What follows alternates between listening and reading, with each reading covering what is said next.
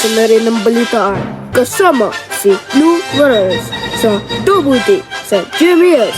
Ito ang matapang na balita sa umaga. Ito ang magsisimula ng 4 oras at 30 minuto.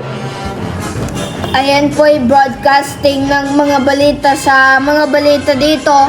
Ang mga balita sa mga broadcasting na isang balita.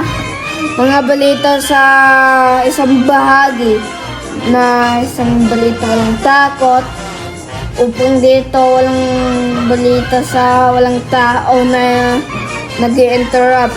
Kung ito sa mga balita dito, ang mga balita sa gising na gising at buhay na buhay ng mga balita sa isang bahagi, ang mga balita sa mga ipapagbabahagi, ang mga balita, pwede namin yan sa pag-report, kasama lang si Blue Morales ako yun.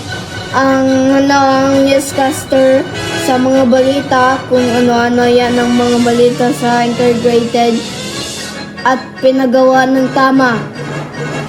Dati ito sa mga balita dito na ang mga balita sa isang balita, kung ano yung balita, dyan na ang mga balita sa mga balita dito.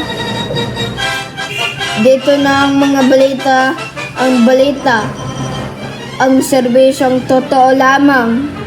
Walang iwanan ng mga balita sa pwede gawin ng tama. Dito na ang sa paggawa ng tama upang dito na ang mga balita. Dito na sa mga balitang matapang na balita. Kung ito sa manggagamit na program, ako na yun sa newscast ng Double D sa GMS. From GMS News, from I get from balita, news from integrated para sa bayan.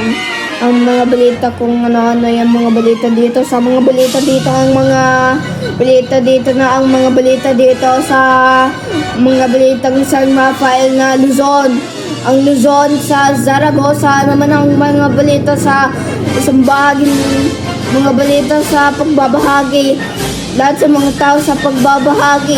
Ang mga tatagpuan ng balita sa mga balita ito. Dito na ang pagbabalita sa mga balita. Kung ito na, kaya na ang mag-report sa mga balita kung ano na ang mga balita. Diyan na ang paglakas ng boses ng mga balita sa mga balita dito. Ang mga balita dito sa mga balita dito na matatagpuan na sa mga balita dito sa kaibigan. Ang mga integrated ng mga balita upang dito ang pasalamatan ang mga balita. Dito na ang pag-report. Ako yan ng balita. Ako lang sa isang mag-report. Isang tao lang ng mga balita. Kung ito na ang mga balita sa isang bahagi. Dito na ang mga balita, dito na sa mga broadcasting. Mga broadcasting ng GMS. Kung ano na ang mga balita, kung dyan na ang mga balita dito. Sa mga balita dito, kung ano-ano yung mga balita sa mga balita ng broadcast.